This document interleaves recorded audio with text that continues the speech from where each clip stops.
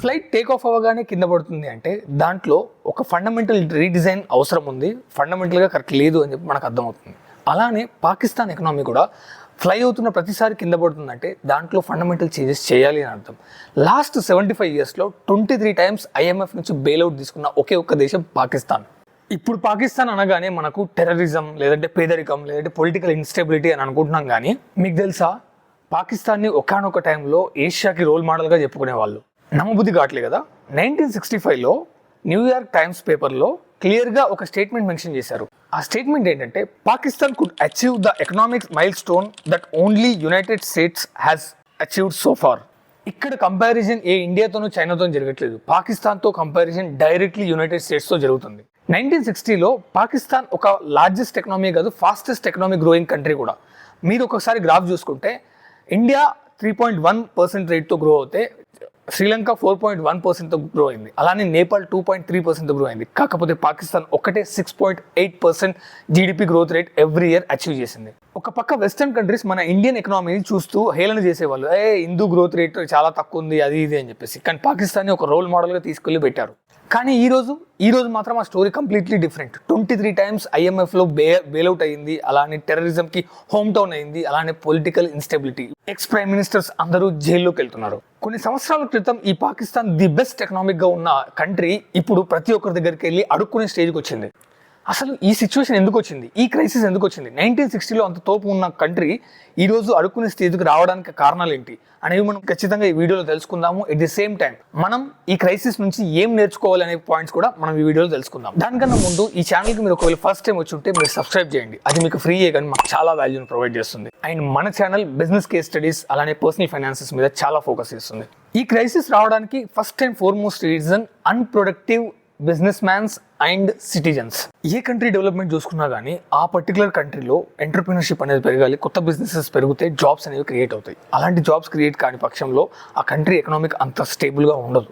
And ఇక్కడ business mans కొత్త innovations technology మీద ఫోకస్ చేయకుండా వాళ్ళు చేసిన తప్పు ఏంటంటే ఏ land real estate housing economy పైన వాళ్ళు ఎక్కువ స్పెండ్ చేశారు. అదే ఒక పక్క ఇండియన్ బిజినెస్ మ్యాన్ చూసుకుంటే లైక్ గౌతమ్ అదానీ కానీ లేకపోతే ముఖేష్ అంబానీ కానీ వాళ్ళు కొత్త టెక్నాలజీస్ పైన అలానే ఇన్ఫ్రాస్ట్రక్చర్ పైన ఎక్కువ ఫోకస్ చేసి మన కంట్రీకి ఒక స్ట్రాంగ్ ఎకనామిక్ బిల్డ్ అవ్వడానికి ఒక హెల్ప్ చేశారు. అండ్ పాకిస్తాన్లో ఈ సిచ్యువేషన్ రావడానికి ఇంకో రీజన్ సిటిజన్స్ కూడా.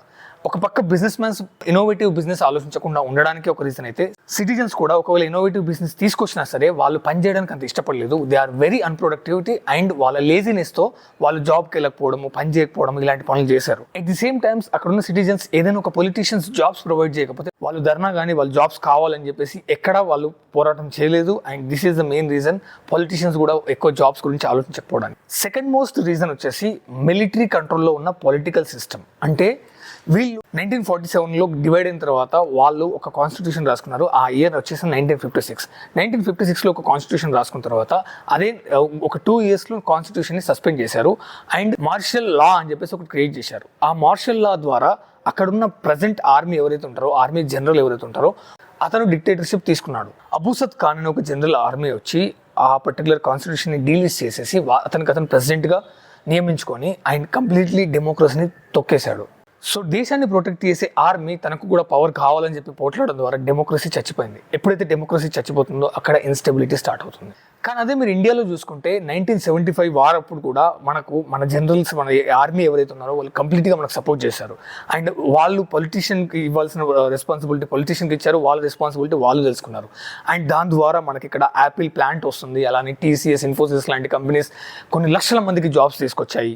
సో ఇట్లా జాబ్స్ ఉండడం ద్వారా మనకు ప్రతి ఒక్కరి ఇంట్లోకి డబ్బులు వస్తుంటాయి. ఆ డబ్బులు వచ్చిన తర్వాత డబ్బుల్ని షాపింగ్కి కానీ మిగతా ఏదైనా ఎంటర్టైన్మెంట్ కోసం జనాలు ఖర్చు చేస్తుంటారు. ఖర్చు చేస్తుంటే మనకు కన్జంప్షన్ పెరుగుతుంది. కన్జంప్షన్ పెరిగితే బిజినెస్ అనేది ఇంకా మనకు గ్రో అవుతూ ఉంటుంది. ఎప్పుడైతే బిజినెస్ గ్రో అవుతుందో అగైన్ కొత్త జాబ్స్ క్రియేట్ అవుతుంది. This is called a economic cycle. But పాకిస్తాన్కి వచ్చేసరికి కంప్లీట్లీ డిఫరెంట్. వాళ్ళకు ఎంతసేపు పవర్ కావాలి కానీ they don't bother about country. A foreign investor అయినా సరే మన కంట్రీకి వచ్చి ఇన్వెస్ట్మెంట్ చేయాలి అంటే స్టేబుల్ గవర్నమెంట్ ఉండాలి, అలానే స్ట్రాంగ్ రూల్స్ అండ్ రెగ్యులేషన్స్ ఉండాలి, లాంగ్ టర్మ్ పాలసీస్ ఉండాలి, అండ్ అక్కడ ఉన్న లా స్ట్రాంగ్గా ఉండాలి. ఇవి 4 స్ట్రాంగ్గా ఉంటేనే ఏ ఫారెన్ ఇన్వెస్టర్ అయినా వచ్చి మన కంట్రీలో ఇన్వెస్ట్మెంట్స్ చేస్తారు. That is the best example. మనకు యాపిల్ కానీ అండ్ అమెజాన్ కానీ మన కంట్రీకి వచ్చి ఆ ఇన్వెస్ట్మెంట్స్ చేశాయి. థర్డ్ రీజన్ వచ్చేసి తీసుకొచ్చిన అప్పును కరెక్ట్గా వాడటం. ఇక్కడ పొలిటికల్ పార్టీస్ కానీ అక్కడున్న ప్రైమ్ మినిస్టర్స్ కానీ వాళ్ళు వాళ్ళ పవర్ని నిలబెట్టుకోవడం కోసం వాళ్ళు జనాల్ని ఫ్రీగా అలవాటు చేశారు. అంటే లైక్ ఫ్రీ ఎలక్ట్రిసిటీ ఇవ్వడము, లేదంటే సబ్సిడీ పెట్రోల్స్ కానీ డీజిల్ కానీ ఇవ్వడము, లేదంటే వాళ్ళకి అసలు ఫ్రీ గ్యాస్ ఇవ్వడము, ఇలాంటి పనులు చేయడం ద్వారా పాలిటీషియన్స్ కేవలం అక్కడ ఓటు గురించి ఆలోచించారు కానీ వాళ్ళ డెవలప్మెంట్ గురించి కానీ అండ్ ఫర్దర్ కంట్రీ యొక్క గ్రోత్ గురించి కానీ కంప్లీట్గా మర్చిపోయారు. అండ్ ఇక్కడ వింత ఏంటంటే వాళ్ళు పవర్ గురించి ఆలోచించడానికి రీజన్ ఏంటంటే ఒక్క ప్రైమ్ మినిస్టర్ కూడా ఈ 75 yearsలో ఒక్క ప్రైమ్ మినిస్టర్ కూడా 5 years టర్మ్ కంప్లీట్ చేయలేదు.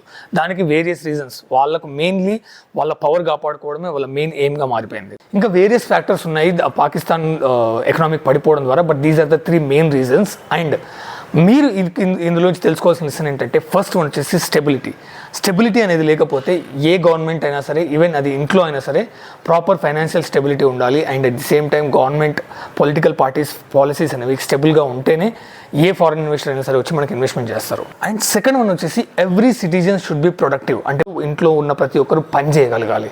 పని చేయకుండా లేజీగా ఇంట్లో ఉండి పడి ఉంటే there is no use, definitely country అనేది డ్యామేజ్ అవుతుంది. అది మనకు తెలియకుండానే డ్యామేజ్ అవుతూ ఉంటుంది. అండ్ థర్డ్ వన్ వచ్చేసి ఇన్స్టెంట్ గ్రాటిఫికేషన్. అంటే ఫ్రీగా వస్తున్నాయి కదా అని చెప్పేసి వాటిని ఎంజాయ్ చేయడం. లైక్ ఎగ్జాంపుల్ ఫ్రీ బస్ కానీ, లేదంటే ఫ్రీ ఎలక్ట్రిసిటీ కానీ, ఫ్రీ గ్యాస్ కానీ ఇవి ఇస్తున్నాయని చెప్పేసి మనం ఓటు వేసామనుకోండి, లాంగ్ టర్మ్లో అది మన ఫైనాన్షియల్స్ని, మన ఎకనామిక్ని చాలా డ్యామేజ్ చేస్తుంది అండ్ మన జనరేషన్ చాలా సఫర్ అవుతుంది. That's all guys. ఈ వీడియో మీకు నచ్చినట్టయితే లైక్ చేయండి. జై హింద్.